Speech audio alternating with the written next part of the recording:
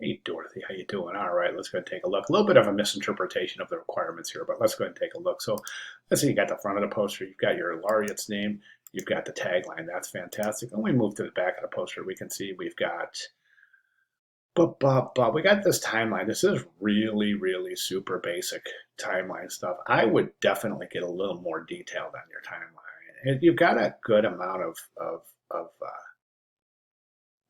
items here, but things like miraculous year. I mean, is that really a relevant timeline um, entry? You know, these should also be really, really remarkable events in Einstein's life, right? So things like you know predicts deflection of light in a gravitational field, something like that would be pretty relevant. Um, Miraculous year, not so much, right? So really, really want to plan that timeline out. And then, of course, we need bio information, at least, I'd say maybe 3 paragraphs there, but you want an ample amount of information. So right now, the one thing we don't have are sketches. So if we jump over to the course assignments page, we can see at the bottom of the assignments page, we can see this milestones. And right now, this is exactly what to do for week 5. So the part that was missed is this: create several thumbnail sketches of various layouts for both the front and the back of the poster.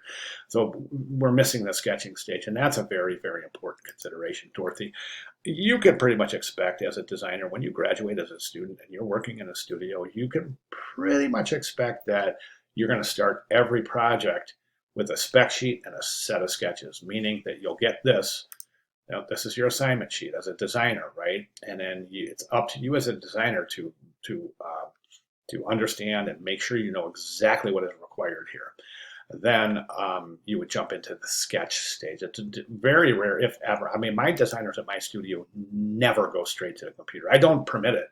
I don't ever go straight to the computer. I always, always, always, always start with my sketchbook. Always, 10 times out of 10. It saves the studio money. It's a better and much more expeditious way to gather and organize your thoughts. So we need sketches. So what we need for Sunday is this: we've got the name, we've got the tagline, we've got the timeline information, we got the image, we need the bio information, okay, and then we need sketches.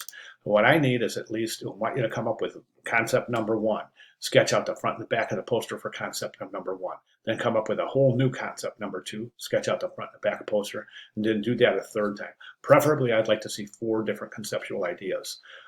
If you can only have time for 3, then you only have time for 3. I get it. That's perfectly fine. But that's where we need to be. Okay, so we need to take a look at those sketches just to show evidence that you've considered alternative and different approaches for the layout and the composition.